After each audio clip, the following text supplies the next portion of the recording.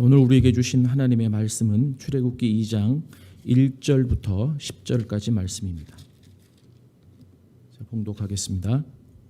레위 가족 중 한 사람이 가서 레위 여자에게 장가들어 그 여자가 임신하여 아들을 낳으니 그가 잘생긴 것을 보고 석 달 동안 그를 숨겼으나 더 숨길 수 없게 되매 그를 위하여 갈대 상자를 가져다가 역청과 나무 진을 칠하고 아기를 거기 담아 나일 강가 갈대 사이에 두고 그의 누이가 어떻게 되는지를 알려고 멀리 섰더니 바로의 딸이 목욕하러 나일강으로 내려오고 시녀들은 나일강가를 거닐 때에 그가 갈대 사이에 상자를 보고 시녀를 보내어 가져다가 열고 그 아이를 보니 아기가 우는지라 그가 그를 불쌍히 여겨 이르되 이는 히브리 사람의 아기로다. 그의 누이가 바로의 딸에게 이르되 내가 가서 당신을 위하여 히브리 여인 중에서 유모를 불러다가 이 아기에게 젖을 먹이게 하리이까. 바로의 딸이 그에게 이르되 가라 하매 그 소녀가 가서 그 아기의 어머니를 불러오니 바로의 딸이 그에게 이르되 이 아기를 데려다가 나를 위하여 젖을 먹이라. 내가 그 삭을 주리라. 여인이 아기를 데려다가 젖을 먹이더니 그 아기가 자라매 바로의 딸에게로 데려가니 그가 그의 아들이 되니라. 그가 그의 이름을 모세라 하여 이르되 이는 내가 그를 물에서 건져 내었음이라 하였더라. 아멘. 저는 오늘 읽어드린 본문의 내용을 가지고 믿음의 갈대상자라고 하는 제목으로 말씀을 나누려고 합니다.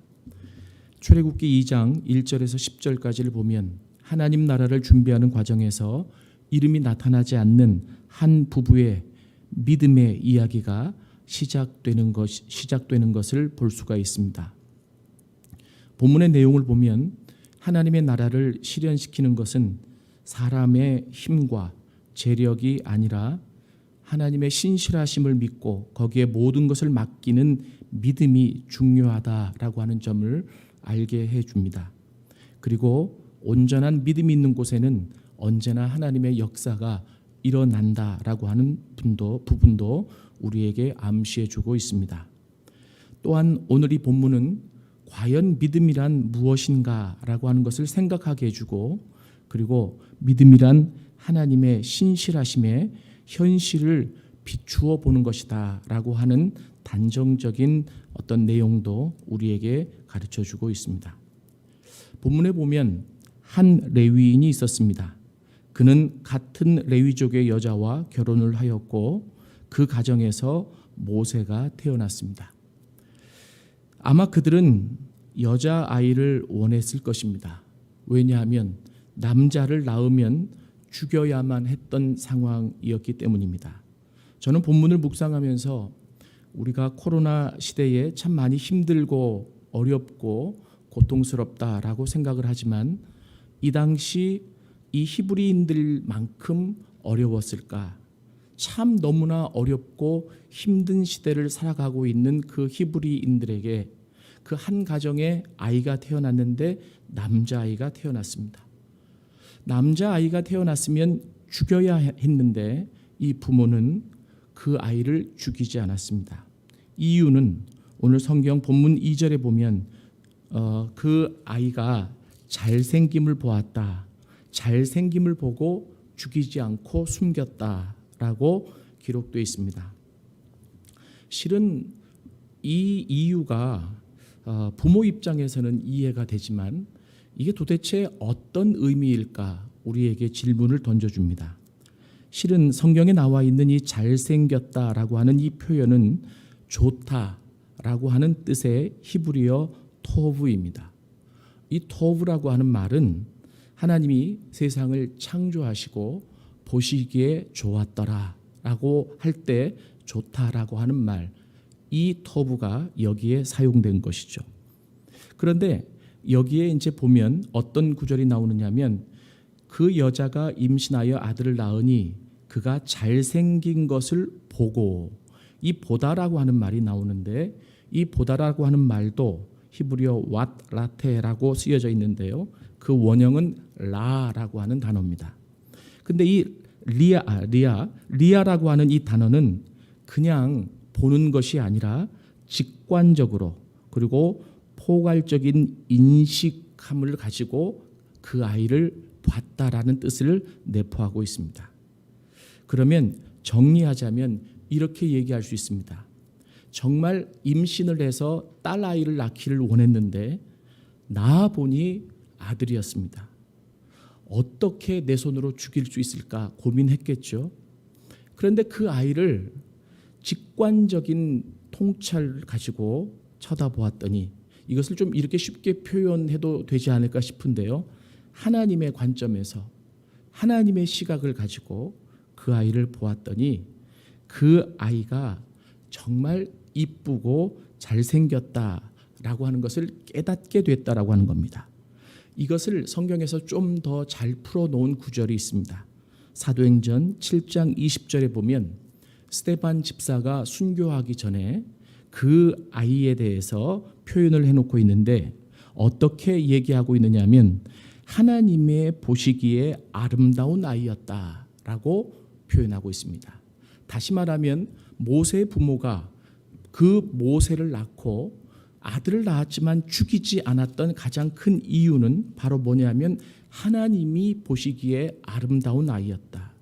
이것을 조금 다른 각도에서 얘기하면 하나님의 관점으로 바라보니 하나님이 우리 가정에 생명을 주신 것은 죽이기 위해 주신 것이 아니라 이 아이에 대한 기대와 목적을 가지고 이 땅에 보내셨다라고 하는 것을 깨닫게 되었다라고 우리가 해석할 수도 있을 것 같습니다. 결국 이 모세의 부모는 이러한 아이를 자신의 가정에게 주신 하나님의 계획을 생각했을 것입니다. 그리고 죽이지 않고 그 아이를 잘 키우기로 작정했습니다. 이것이 이 위기 상황 속에서 그리고 어려움 속에서 한 레위인 부부가 구사했던 믿음의 방식이었습니다. 너무나 힘든 상황이었지만 너무나 어려운 상황이었지만 그러나 그 상황에서 하나님이 눈을 띄어 그 아이를 보내주신 계획을 물론 선명하게 모든 것을 보지는 못했을 것입니다. 그러나 그 아이를 향한 하나님의 마음을 조금이라도 깨닫게 하셨을 때에 이 부모는 이 아이를 죽이지 않고 같이 살기로 그리고 키우기로 작정했다라고 하는 것입니다. 그런데 시간이 지나면서 모세의 부모가 실천한 이 믿음의 행위가 어리석게 나타나고 있습니다. 왜냐하면 이러한 믿음을 구사했으면 하나님이 그 믿음에 대한 책임을 져주셔야 하고 그리고 또 결과도 더 좋은 모습으로 나타났어야만 했는데 모세 부모가 실천한 믿음의 결과는 석 달을 넘기지 못했기 때문입니다. 아이가 점점 자라났고 우는 소리가 커져서 숨길 수 없게 되었습니다.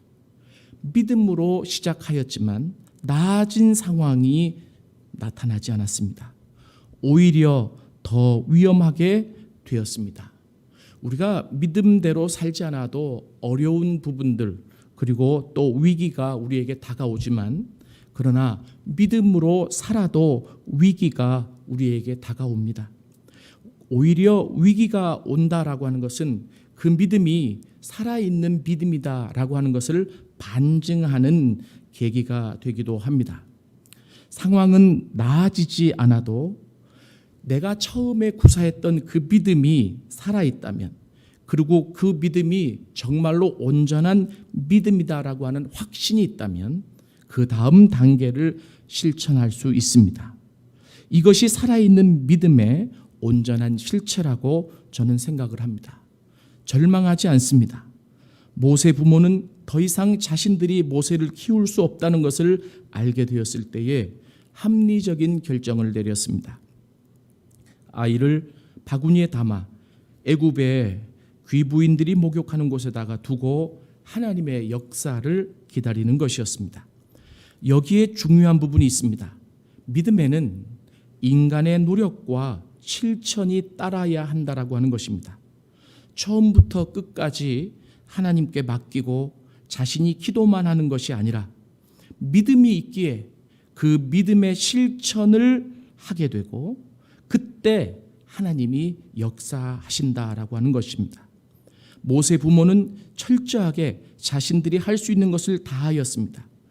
이것이 그들이 가지고 있는 믿음 때문이었으며, 그리고 이것이 모세 부모가 가지고 있었던 신앙의 모습이었습니다. 모세 부모는 비록 힘든 상황이었지만 파피루스로 상자를 만들고 그 안에 역청과 나무진을 칠하고 그리고 아기를 담아서 나일강의 갈대 숲에 두었습니다. 그리고 미리암으로 하여금 지켜보게 하였습니다. 신앙은 패배주의가 아닙니다. 운명만 믿고 가만히 있는 것도 아닙니다. 어떤 면에서 보자면 신앙은 철저하게 이성적이고 논리적이기도 합니다. 먼저 객관적인 고민을 하고 그 모든 일에 하나님을 개입시켜야 합니다. 모세 부모가 그렇게 하였습니다. 자신들이 한 일을 하나님의 뜻이라고 밀어붙이지 않고 할 수 있는 한 객관적으로 문제를 보고 대처했으며, 가장 어렵고 불안한 부분에 대해서는 하나님의 선하신 손길을 의지하며 믿었던 것입니다. 하나님은 이러한 모세 부모의 믿음을 보셨습니다. 그 순수하고 온전한 믿음을 보신 것이죠. 그래서 하나님은 그 주변의 모든 상황들을 협력해서 선을 이루게끔 하셨습니다. 아이를 나일 강가에 띄웠을 때 목욕하러 온 사람이 바로 왕의 공주였습니다. 그녀는 당시 바로인 트투모스 1세의 무남 동료인 하세푸세트라고 짐작이 되어집니다. 이 여자는 남편 투투모스 2세와 양자인 투투모스 3세 때 섭정을 해서 상당히 애굽에 영향을 끼친 사람이었습니다. 그런데 하나님은 이 모세 부모가 살아있는 믿음을 가지고 두 번째 믿음을 구사했을 때에 어떻게 도우셨느냐 하면, 공주가 마침 그때 목욕하러 와서 상자를 발견하게 하셨고, 그리고 뚜껑을 열었을 때 마침 아기가 극률한 마음을 자아내게 하는 울음을 울게 하셨으며, 그리고 공주의 마음이 아이를 향해서 불쌍하게 만드셨습니다. 그리고 결정적일 때 모세의 누이 미리암이 다가가서 유모가 있다라고 권유하게 했고, 공주는 미리암의 이야기를 동의하면서 그 유모를 데려오게 했습니다. 그래서 모세의 어미는 왕궁에서 모세를 키우며 신앙으로 교육할 수 있게 하였고 싹까지 받게 하셨습니다. 실은 이것이 우연이다, 행운이다 이렇게 얘기할 수 있지만, 세상의 모든 일이 하나님의 섭리 가운데 진행되고 있음을 믿는다면 이것은 우연이 아닙니다. 그리고 믿음이 있었기에 일어난 결과다. 하나님이 끝까지 그 믿음을 가지고 한 번 믿음으로 밀어붙인 일이, 그리고 실천한 일이 중간에서 중단되지 않고 끝까지 그 믿음을 바탕으로 또 다른 실천을 했을 때 하나님이 그들에게 보여주신 하나의 결과고 선물이었다. 이렇게 여러분들에게 말씀드리고 싶습니다. 본문을 통해서 비록 힘들고 어려운 상황이라도 하나님께서 모든 것을 얼마나 아름답게 사용하시는지를 우리가 살펴볼 수 있었습니다.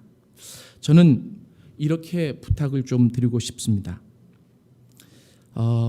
처음에 믿음을 가지고 어려운 상황에서 하나님을 바라보고 믿음을 구사할 수 있습니다. 그러나 믿음으로 구사한 일이 또 다른 위기에 봉착했을 때 우리는 좌절하고 낭망할 수 있습니다. 그러나 오늘 성경의 본문에 모세 부모가 했듯이 그 믿음이 정말 하나님을 기반으로, 그 지식을 기반으로 실천한 믿음이라고 한다면 또 다른 실천을 구사해야 될 때입니다. 바로 그것이 믿음으로 갈대 상자를 만드는 일이죠. 그 갈대 상자는 모세의 무덤이 될 수도 있었지만, 그러나 내가 할 수 없는 일에 대해서는 하나님의 신실하심을 믿고 그 하나님 앞에 모든 것을 맡겼을 때 하나님이 역사하실 수 있습니다. 비록 마음이 아프고 눈물도 흐르고 그리고 많이 힘들 수 있습니다. 그러나 이 과정이 믿음의 과정이라면 우리는 그 다음 하나님이 행하실 역사를 바라보며 믿음의 갈대 상자를 만들어야 합니다. 믿음으로 시작해서 달려온 오늘까지의 여정, 하나님은 또 다른 믿음의 갈대 상자를 만드시기를 원하시지 않을까 생각을 해봅니다.